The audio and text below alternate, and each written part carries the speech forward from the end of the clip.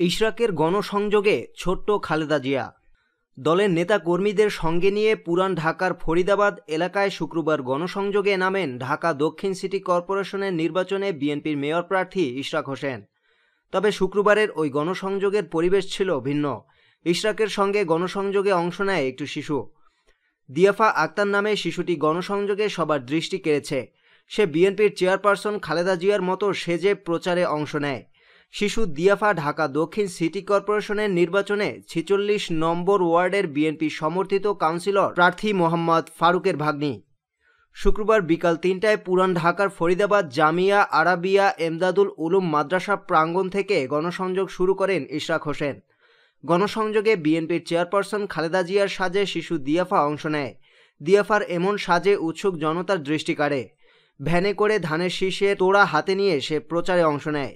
উৎসুক মানুষকে দিয়াফার সঙ্গে ছবি তুলতে দেখা যায়। এ সময় দিয়াফা খালেদা জিয়ার মতো করে সবাইকে হাত নেড়ে অভিনন্দন জানান। এ বিষয়ে দিয়াফার বাবা ইদ্রিস আলী সাংবাদিকদের বলেন, আত্মীয় স্বজন সবাই বলছে দিয়াফা দেশনেত্রী খালেদা জিয়ার মতো নাকি দেখতে।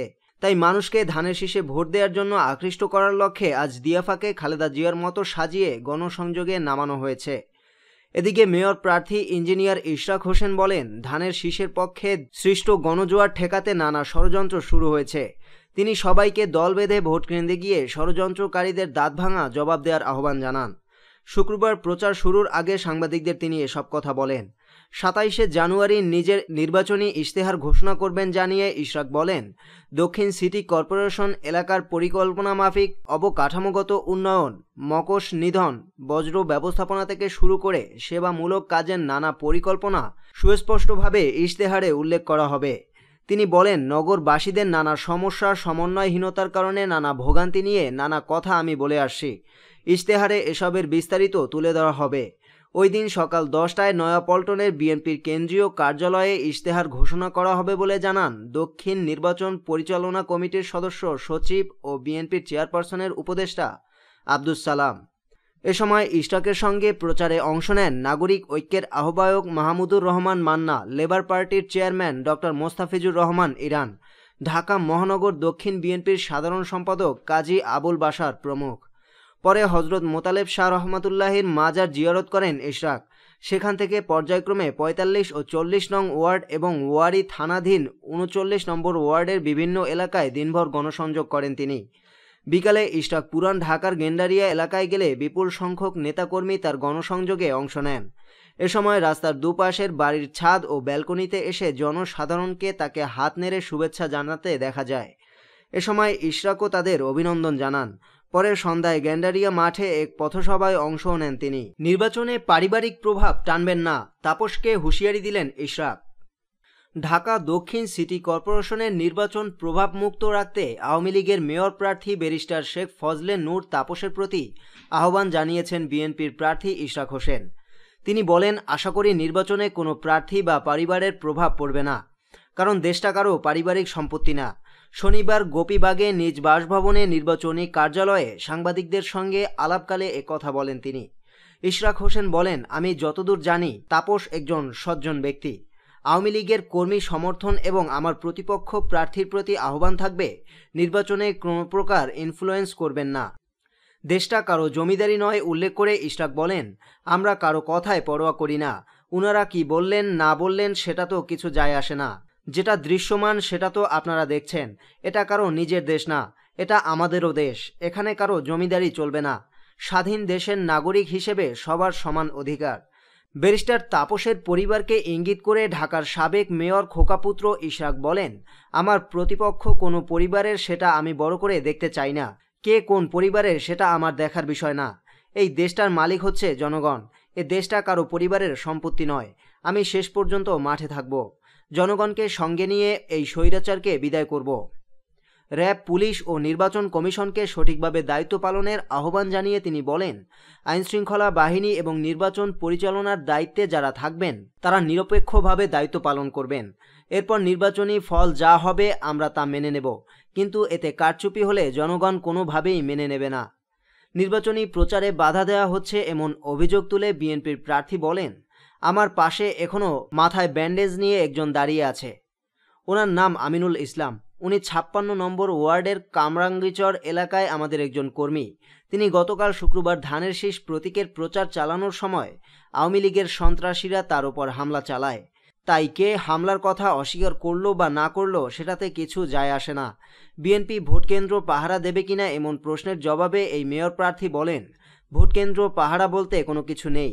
কেউ যদি বলে থাকে সেটা ইনফর্মাল ল্যাঙ্গুয়েজে। নির্বাচনকে কেন্দ্র করে একটা নির্বাচন পরিচালনা কমিটি করা হয়। এবারও আমরা সেটা করব। এবার নির্বাচনে আইনশৃঙ্খলা বাহিনী যারা নিযুক্ত থাকবেন তারা সততার সঙ্গে এবং জনগণের সঙ্গে কাজ করবেন বলে আমি আশা করি, কারণ তারা কোনো দলীয় ক্যাডার বাহিনী নয়। আমরা তাদের সহযোগিতা করব। সরকার ইভিএম এর উপর ভর করছে, বললেন মির্জা ফখরুল। সরকারি দলকে সুবিধা দিতেই ইলেকট্রনিক্স ভোটিং মেশিন নিয়ে আসা হয়েছে বলে মন্তব্য করেছেন বিএনপির মহাসচিব মির্জা ফখরুল ইসলাম আলমগীর। তিনি বলেছেন, ইভিএম এর বিষয়টা পুরোপুরি নির্বাচন কমিশনের আওতায়। এতে অন্য কারো কোনো এখতিয়ার নেই। নির্বাচন কমিশন সরকারি দলকে সাহায্য করার জন্যই ইভিএম নিয়ে এসছে। আমরা বলেছি প্রয়োজনে নির্বাচন পিছিয়ে দিয়ে ব্যালটের মাধ্যমে নির্বাচন পরিচালনা করা হোক।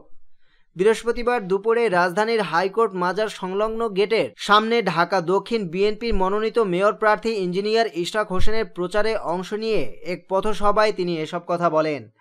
নির্বাচন কমিশন সম্পূর্ণভাবে পক্ষপাতদুষ্ট উল্লেখ করে মির্জা ফখরুল বলেন, সরকার জানে ইভিএম ছাড়া তাদের নির্বাচিত হওয়ার কোনো সুযোগ নেই, তাই তারা ইভিএম এর উপর ভর করেছে। আমরা প্রথম থেকেই ইভিএম এর বিরোধিতা করে আসছি, তারপরও নির্বাচনে অংশ নিয়েছি। আমরা জানি ধানের শীষে যে গণজোয়ার সৃষ্টি হয়েছে তা রোধ করার সাধ্য কারো নেই, কারণ জনতার মধ্যে যে জোয়ার উঠেছে তারা এই সরকারের সমস্ত অপকৌশলকে ভেঙে দেবে। ইশরাক মানুষের মধ্যে যে ভালোবাসা সৃষ্টি করেছে সেই ভালোবাসার শক্তি দিয়ে, জনগণের শক্তি দিয়ে সমস্ত অপশক্তিকে পরাজিত করবে। ধানের শীষ প্রতীকে ভোট দেওয়ার আহ্বান জানিয়ে বিএনপি মহাসচিব বলেন, ঢাকাবাসীর প্রতি আমার আকুল আবেদন, তারুণ্য উদ্দীপ্ত ইশরাক হোসেনকে ধানের শীষে ভোট দিয়ে জয়যুক্ত করে দেশনেত্রী খালেদা জিয়ার মুক্তি ত্বরান্বিত করুন। ঢাকাবাসী তাদেরই ভোট দিয়ে মেয়র প্রার্থী করবেন যারা ঢাকার উন্নয়নে, ঢাকাকে পরিবর্তনের জন্য কাজ করবেন। আমরা মনে করি ইতিমধ্যেই ইশরাক হোসেন ঢাকাসহ সারা দেশে তার মেধা, সাহসী বক্তব্য এবং সাহসী পদক্ষেপে প্রমাণ করেছেন তিনি একমাত্র নেতা যিনি আগামীতে ঢাকার মেয়র হিসেবে নেতৃত্ব দিতে পারেন। দিনের বেলা উৎসব মুখর পরিবেশ থাকে, কিন্তু রাতের বেলা কি উৎসব মুখর ছাপিয়ে নেতাকর্মীদের মধ্যে কোনো আতঙ্ক সৃষ্টি হয় কিনা? সাংবাদিকদের এমন প্রশ্নের জবাবে ফখরুল বলেন, অবশ্যই আতঙ্কের সৃষ্টি হয়। গত পরশুদিন উত্তরের মেয়র প্রার্থী তাবিদ আউয়ালের প্রচারণায় হামলা চালানো হয়েছে। ধানের শীষের সমর্থক কর্মীদের আহত করা হয়েছে, নির্যাতন করা হয়েছে, বাড়ি ভাঙচুর করা হয়েছে, কাউন্সিলরদের মারধর করা হয়েছে। দক্ষিণের একজন কাউন্সিলরকে তুলে নিয়ে যাওয়া হয়েছিল, 3 দিন পর তাকে পাওয়া গেছে। আমরা এসব ঘটনার নিন্দা জানিয়েছি, প্রতিবাদ করেছি, কিন্তু কোনো প্রতিকার পাইনি। নির্বাচন কমিশন কোনো ব্যবস্থা গ্রহণ করেনি।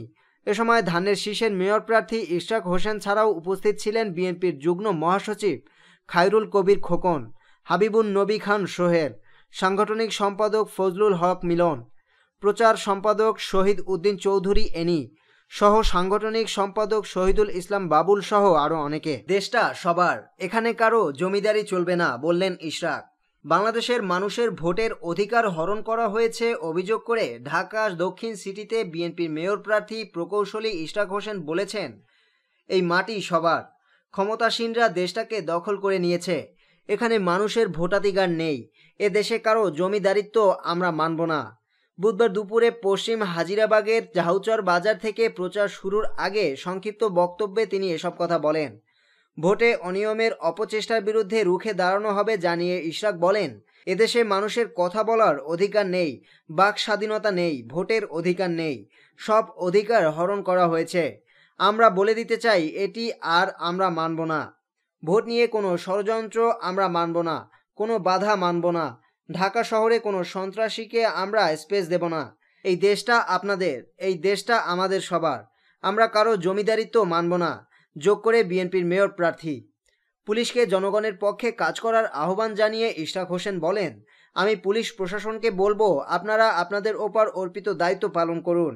নির্বাচন কমিশনকে যে সাংবিধানিক দায়িত্ব দেওয়া হয়েছে সেটি পালন করেন। আপনারা জনগণের পক্ষে থাকেন। ঢাকা উত্তর সিটির বিএনপির মেয়র প্রার্থীর তাবিদ আউয়ালের গণসংযোগে হামলার প্রসঙ্গ টেনে ইশরাক বলেন, আমাদের উত্তরের মেয়র প্রার্থীর গণসংযোগে পেছন থেকে কাপুরুষিত হামলা চালানো হয়েছে। হামলার প্রায় 24 ঘন্টা হতে চললেও এখনো পর্যন্ত কাউকে গ্রেফতার দেখতে পাইনি। গণতন্ত্র ফিরিয়ে আনতে 1 ফেব্রুয়ারি ধানের শীষে ভোট দেওয়ার আহ্বান জানিয়ে তিনি বলেন, 1 ফেব্রুয়ারি একটা সুবর্ণ সুযোগ এসেছে আমাদের অধিকার রক্ষা করার। মহান মুক্তিযুদ্ধের মূল তন্ত্র ছিল জনগণ হবে দেশের মালিক, রাষ্ট্রের মালিক। মহান মুক্তিযুদ্ধের সেই অধিকারকে পুনঃপ্রতিষ্ঠিত করার আবার সুযোগ এসেছে। এ সময় উপস্থিত ছিলেন ঢাকা বিশ্ববিদ্যালয়ের সাবেক উপাচার্য অধ্যাপক ডক্টর এমাজ উদ্দিন আহমেদ, বিএনপির যুগ্ম মহাসচিব হাবিবুন নবী খান সোহেল, বিএনপির স্বেচ্ছাসেবক বিষয়ক সম্পাদক মীর শরাফত আলী সপু, মহানগর বিএনপির নেতা কাজী আবুল বাশার সহ আরও অনেকে।